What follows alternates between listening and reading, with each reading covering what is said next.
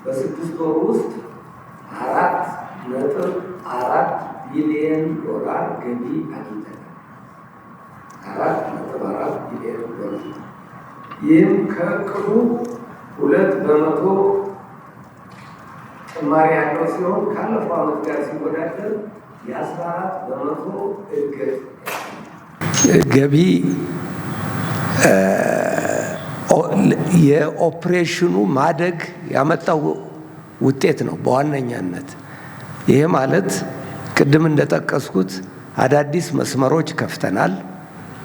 ምናልባት ያልጠቀስኩት ደግሞ የምንበርባቸው መስመሮች ላይ ፍሪኩዌንሲ የበረራ በየቀኑ ወይም በሳምንት የምናደርገው በረራም የጨመርንባቸው ቦታዎች አሉ። ለምሳሌ ሌጎስ በቀን 1 የነበር የምንበረው አሁን 2 ነው። አቡጃ በቀን 1 ነበር የምንበረው 2 ነው። እንደዚህ ፍሪኩዌንሲዎች ጨምረናል። አዳዲስ ጣቢያዎች ከፍተናል። እንደ ቅድም እኮ 7 አዳዲስ አውሮፕላኖች አስገብተናል ብለናል። እነዚያ ስራ ላይ ሲገቡ ተጨማሪ ገቢ ነው የሚያመጡት እና የምንሰጠው አገልግሎት በማደጉ ምክንያት የመጣ የረቨኑ እድገት ወይም የገቢ እድገት ነው። አየር መንገዱ አሁንም እያደገ ነው፣ ጥሩ ውጤት እያመጣ ነው። ግን ይሄ ሁሉ ሲሆን ያለ ተግዳሮቶች አይደለም። በርካታ ተግዳሮቶች አሉ። እነዚያን ሁሉ በጽናት በብልሃት በማለፍ ነው እዚህ የደረስነው። አንደኛው የአውሮፕላን እጥረት አለን። ይሄ ኢንዱስትሪ ውስጥ ያለ አጠቃላይ ችግር ነው። እኛም ከዚህ የተሻሉ አውሮፕላኖች እንፈልግ ነበር። ብናገኝ በተሻለ ፍጥነት ማደግ እንችል እንደነበረ እናውቃለን።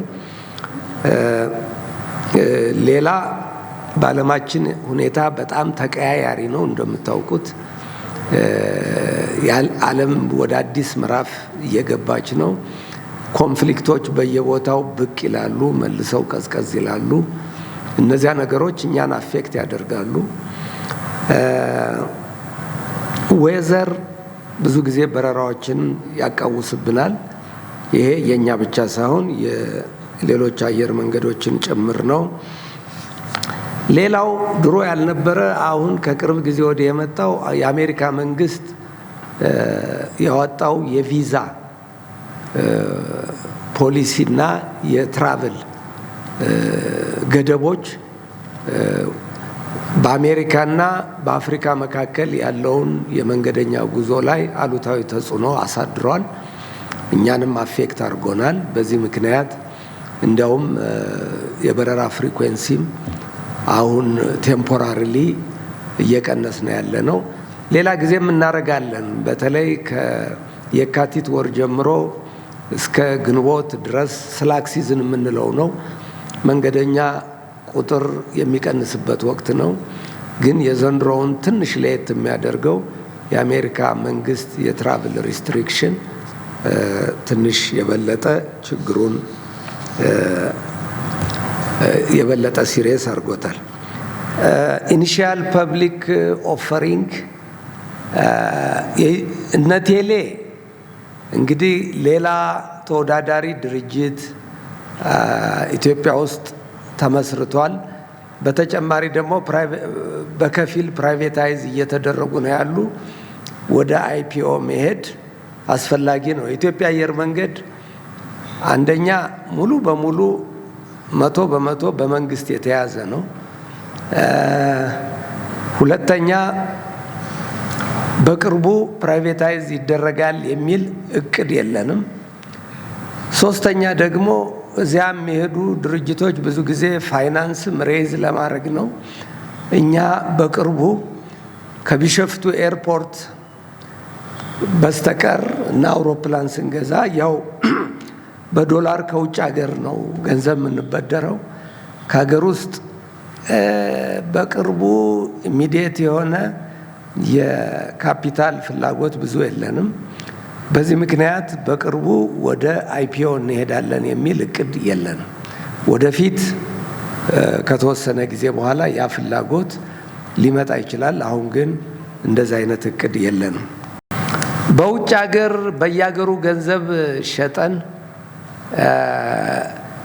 ያው ወደ ዶላር፣ ወደ ዩሮ፣ ወደ የእንግሊዝ ፓውንድ እየቀየርን እናወጣለን። ይሄ ችግር ይሄ ያለው በአብዛኛው አፍሪካ ውስጥ ነው በአብዛኛው እና አንዳንድ ሀገሮች ካላቸው የውጭ ምንዛሪ ችግር አኳያ በቀላሉ እየመነዘርን ማውጣት እንቸገራለን። ብዙ ሀገር ላይ ችግር የለንም። አንዳንድ ሀገሮች ላይ ግን አሁንም ችግር አለን። አሁንም የተያዘ ገንዘብ አለን። ያንን ገንዘብ በየጊዜው ከብዙ ጥረት በኋላ ብዙ ጥረት ዲፕሎማቲክ ቻናሉንም ተጠቅመን በራሳችን መንገድም ሄደን እያወጣን ያለ ነው። ይከማቻል፣ እናወጣለን፣ እንደገና ይከማቻል፣ እናወጣለን። ይሄ ኦንጎይንግ ፕሮሴስ ነው። ወይም በዚህ ዓመት አንዱ ሀገር ጥሩ ሆኖ ሲሰጠን የነበረው የሚቀጥለው ዓመት ችግር ያጋጥመዋል።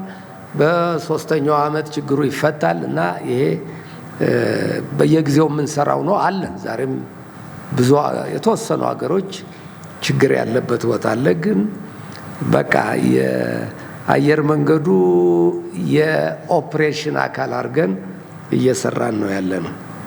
አዳዲስ ዘመናዊ ተርሚናሎች ብዙ ገንዘብ አውጥተን እየሰራን ነው።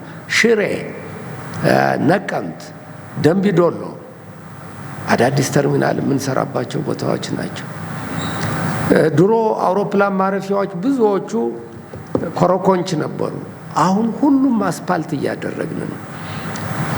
የሚበላሹትን ቶሎ ቶሎ እየጠገን ነው። ቀብሪ ዳህር አሁን በጣም በቢሊዮኖች ብር የሚቆጠር ገንዘብ አውጥተን አዲስ ራንዌይ ልንሰራ ነው። ጅማ አዲስ ተርሚናል ልንገነባ ነው እና ብዙ ነገር እየተሰራ ነው። የአሞራ ግጭቱ እንደቀጠለ ነው። በእኛ ብቻ የሚፈታ ስላልሆነ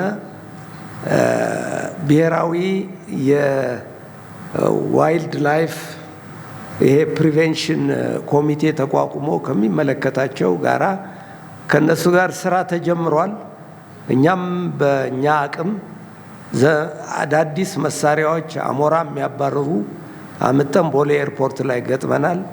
በመጠኑ ለውጥ አለው፣ ግን ፉሊ ኤርፖርቱ ራንዌው አካባቢ ያሉትን ብቻ የሚያባረር ነው እንጂ በአውሮፕላኑ ሊያርፍ ሲመጣ ጀምሮ ወይም ቴኮፍ ካረገ በኋላ በቂ ከፍታ እስኪይዝ ድረስ ያለው ላይ በከተማ ደረጃ ስራ ካልተሰራ በስተቀር አሞራዎችን መከላከል አይቻልም እና በብሔራዊ ኮሚቴው በኩል ስራ እየተሰራ ነው ያለው። እኛም እዚያ ውስጥ እየተሳተፍን ነው ያለነው። አሞራ አዲስ አበባ ብቻ አይደለም፣ ሌሎች ሀገሮችም ያጋጥመናል። አፍሪካ ሀገሮች በብዛት በተለይ የውሃ ረግረጋማ ቦታ ያለባቸው ኤርፖርቶች እንደ ኢንቴቤ ሌላ ቦታ ላይ ያጋጥማል እና የህይወት አካል አድርገነው ያው ይዘን ቀጥለናል። ትላንትና ራሱ ከአንድ የአፍሪካ ሀገር ሲመጣ ከቡጁምብራ ሲመጣ ቴኮፍ ሲያደርግ ተመቶብናል እና በየጊዜው ያጋጥማል። ቢያንስ በእኛ ቁጥጥር ስር ያለውን እናሻሽል ብለን እየሰራን ያለ ነው።